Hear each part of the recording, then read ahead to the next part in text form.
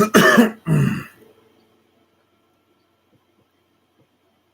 right, coming back at you again. First and foremost, I want to give all praises and glory to Yahweh, Bashim Bashab, Bashim Kapadash. I want to give double honor to our apostle, G Master of well. Peace, blessings, salutation for the hopeful elect.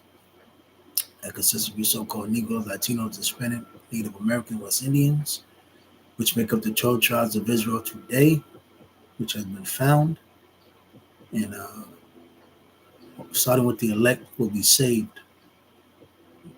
This is a statement asked Chat GPT. So I asked Chat GPT how the government has trapped so-called Black Americans. So it says your question: how the government has trapped Black Americans. And it's funny we have a lot of these talking points. Basically trying to say blacks are crybabies or victims. They play the victim role. How in the hell in 2025 can we blame the so-called white man and racism? How can we keep talking about racism, etc. in this 2025? Well, very much so, you know. And one thing about Esau, the so-called white man, started with Amalek on down, the top bankers, which are Edomites, and the lower level Edomites. The top banking Edomites in Amalek has thrown even his own people, underneath the bus as well. So he can try to clean up a little bit of his record to make it seem like everybody's struggling. But it's not like that. Like, majority of our people, they don't know and understand war. This is not a war that, well, it's going to get very physical like it was before. And that's what, I find it very funny with our people. Great, great, great atrocities have happened to our people here on the shores of Babylon the Great and the land of Babylon the Great. So I don't understand how our people really believe they're in a good case. So going to what it says, how the government has trapped Black Americans touches on a deep and complex topic rooted in history, policy, and systemic structures. The term trap here often refers to the systematic barriers that have disproportionately affected Black Americans in areas like education, housing, criminal justice, and economic opportunity. Below is a breakdown of how this has occurred historically and in modern systems. So, first one, it says slavery and its aftermath. So it says, roughly, um, well, don't forget Native Americans and the so-called Taino and the Aztec, the Arawak, and the Incas, and the so-called Indians in South America. You can't forget those neither. Matter of fact, Roswell, I'm gonna look that up one day. This is a good tool to have, Chat GPT, because it brings this stuff out. So, so um, we know for sure. What is it? Christopher Columbus came in 1492, if I'm not mistaken, and then the atrocities which was done by him, and then officially bringing over in the so-called blacks here to America in the late 1500s, in the 16 to the 1600s. So it says from 1619 to 1865, enslavement of African people, which we know the tribe of Judah, Benjamin, and Levi. And you can look it up. You had Port Judah, Port Benjamin, and Port Levi um, in those regions, and they got a lot of those Israelites from there, and Portugal and Spain. So it says enslavement of African people laid the foundation for racial inequality. And one thing Esau is not telling you the truth of is that we are not African people. We are indeed the biblical Hebrew Israelites. And that's one of the biggest tactics that Esau had done by lying, changing land masses, land names, and changing, nationalities to suit his purpose and to deceive and manipulate the minds of the people in modern day. Like the scripture said, this thief comes in to steal, etc. You know, um, the 13th Amendment.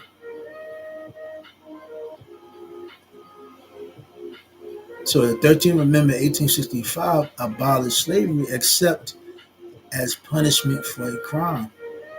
And I found that very funny because, look at how Esau set all those snares and traps, took our jobs, took jobs away, criminalized us and set up those um, neighborhoods of crime solely against us. So it said this exception allowed convict leasing and mass incarceration of black people soon after. And there's nothing has changed because is it not funny that majority of so-called black men, Latinos, Hispanics are the so-called criminals and getting locked up in mass incarceration, going to the gulag. So it says two Jim Crow laws of segregation, 1877 to 1965. So it's funny because I was watching a little bit of Anton Daniels in this show, and it was talking about um, how can so-called blacks pretty much use and still talk about white racism, etc. in 2025. Well, very much so. Very much so. I'm gonna get a scripture. So it says, 2 Timothy 3:16. All scriptures given by inspiration of the Most High Power Yahweh and is profitable for doctrine, for reproof, for correction, for instruction in righteousness. And and this is why we come out of the Bible, because the Bible pretty much shows you why we have been put in this predicament and why we're going through this, going through the curses, going through prophecy. So and then letting us know that it may look like we've been consumed. I mean, if you really don't have that hope and really been given the light through Yahweh Shah, I mean, I can really see why Jake has lost hope. But it through Yahweh Shah, it is hope. Restoration, and how a kingdom's is being built for us, and the heathens are going to build it. Revelation 21. It says that the man of the Most High Power Yahweh may be perfect, thoroughly furnished into all good works. So that's why we come out to scriptures, to let our people, forewarn our people, and bid them to come to this truth. Because we understand, how Esau has laid out this hellhole is nothing out here for us, because the game has been rigged. Ultimately, it was all set up by, Yahweh Shah. So it said Jim Crow laws and segregation. It said legalized racial segregation in schools, housing, public spaces, and transportation. Voter suppression, literacy tests, poll taxes, and intimidation blocked Black America from political power. The legal system upheld second-class citizenship for nearly a century after slavery, and also ultimately, Esau dropped your citizenship down by you allowing much immigrants coming to America. Thus goes into 3 housing discrimination. And you can look up the redlining. So it started in the 1930s, not too long ago. So it started in the 1930s. The government, VIA, the FHA, and banks systematically denied mortgage to Black families in certain neighborhoods. Urban renewal projects destroyed thriving Black communities under the label of slum clearance. White flight and discriminatory covenants maintain segregation. Let me go up some more. 4. Education inequality, underfunded schools in Black neighborhoods due to property tax-based funding. School segregation persists despite Brown v. Board of Education 1954 due to residential segregation and school district boundaries. 5. mass incarceration, war on drugs, 1980s and 1990s, disproportionate sentencing for crack versus powder cocaine devastated black communities. Tough on crime policy led to over policing, black fatigue, and higher incarceration rates for black Americans. Police practices, stop and frisk, racial profiling, and excessive force. Six, economic disparities, wage gaps. Black workers earn less on average than white counterparts. Wealth gap, generational building was denied for decades via housing and employment discrimination, job discrimination, ongoing bias in hiring, pay, and promotions. Let me see.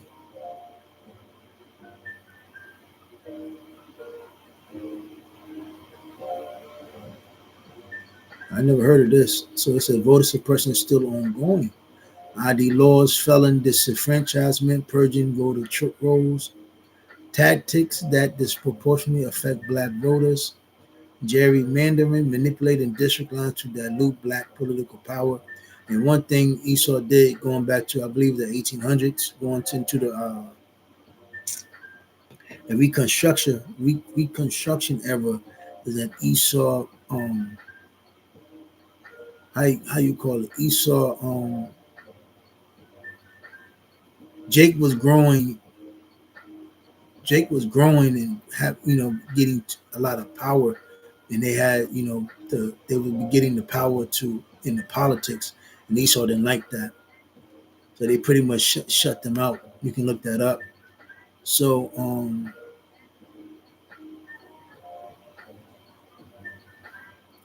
let me see something else.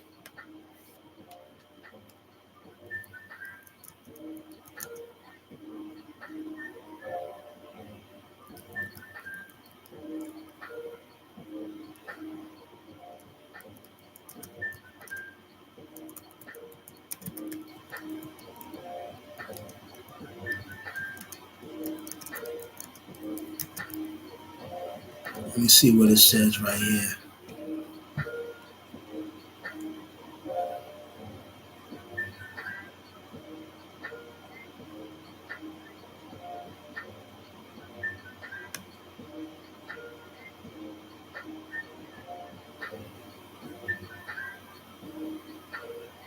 All right, so I asked another question: how did Black Americans get so low in society? So it says the question of how Black Americans were pushed into disproportionately disadvantaged positions in society is rooted in a long, deliberate history of systemic racism, exploitation, and exclusion. Much of it state sanctioned. This didn't happen by accident or due to a single factor. It's the result of centuries of interlocking systems that suppress black advancement while advantaging others, especially white American. Yo, this is, come on, man. I don't, you know, how much more do you know, yo, this is Chat GPT. So it says, again, slavery, 1619, 1865, said enslaved Africans built much of America's wealth without compensation of or rights. Generations were denied literacy, property, freedom, and family integrity. The U.S. economy, especially in the South, was built on enslaved labor, but freedom never came with reparation or meaningful restitution or payback. Um, post post emancipation betrayal, 1865, 1900s. After slavery, newly freed Black Americans were promised 40 acres and a mule, but that was skinned it. We signed it. Black codes. You can look these up. Black codes and convict leasing criminalized everyday life for freed people, forcing many into forced labor again. Sharecropping replaced slavery with a new form of economic dependency and exploitation. Uh, Jim Crow era, late 1800s through 1960s, late legal segregation denied Black people access to quality education, job, housing, and political participation. Black communities were violently attacked. Example, Tulsa, when they showed economic success.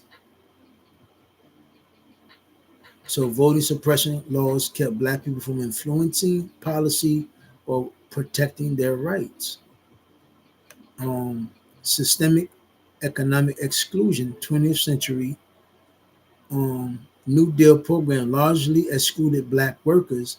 Domestic and farm workers were left out of Social Security and labor protections.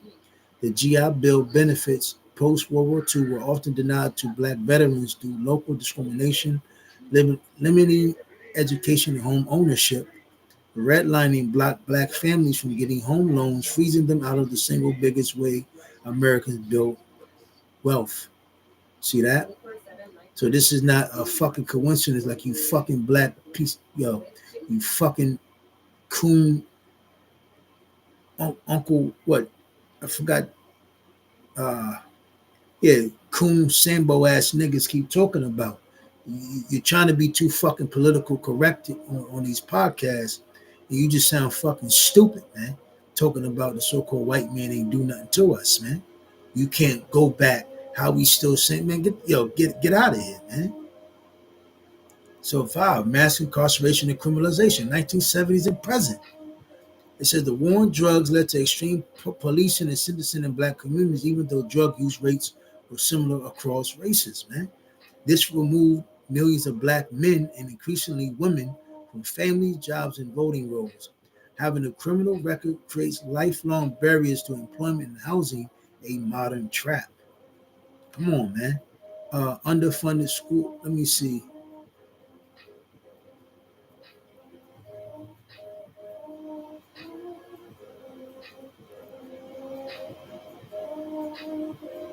So it's A7 says ongoing discrimination. Studies still show bias in hiring, pay, mortgage approval, healthcare, and policing.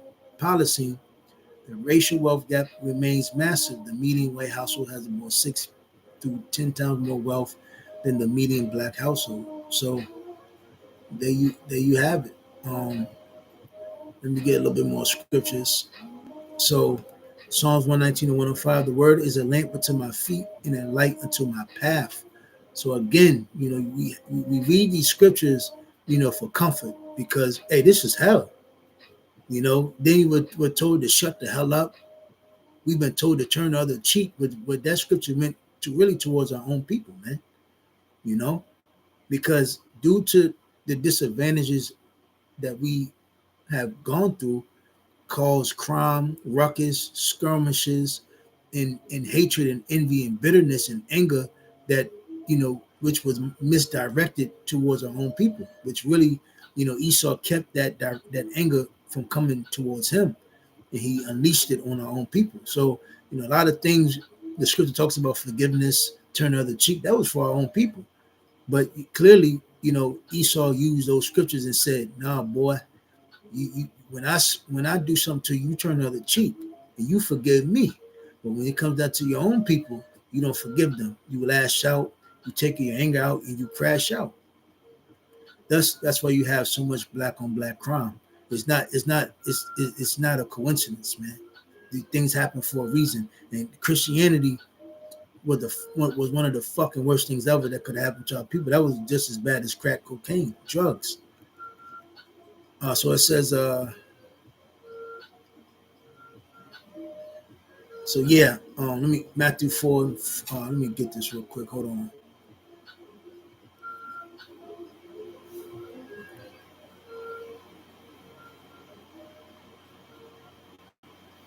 No. Hold on. Let me see. Slocky.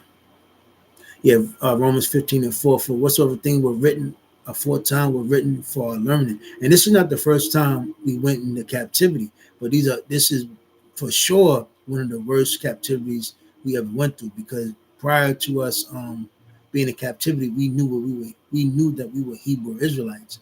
This time we're waking back up and being born, we're basically becoming born again, meaning you're waking up to the fact that you are Hebrew Israelites, and you're learning to follow. You're learning what's right and what's wrong towards Yahweh Shah, and you're learning discernment. You're learning that knowledge, wisdom, and understanding. So it says that we, through patience and comfort of the scriptures, might have hope. And this is our hope, because clearly it shows. It just said in this chat GPT The so-called white man didn't give our people no mother. The white so-called white man didn't give our people no hope. You know, I wanted to hurry this up. Better go see that movie Sinners. So it says, let me see. Yeah, Hebrews 4:12, for the word of the Most High Power Yahweh is quick and powerful and sharper than any two-edged sword. Why is that? Because we're telling you the truth. You know, it's no more fairy tale, bullshit. Esau had you thinking, this book is a fairy tale book. You can, gravitate and become a spiritual Israelite. Nah, if you're a so-called Negro, Latino, Hispanic, Native American, these atrocities, the reality of what our people have gone through and how the Esau have attacked us at all angles. This is the truth. That's why truth hurts, and this is why it cuts deep.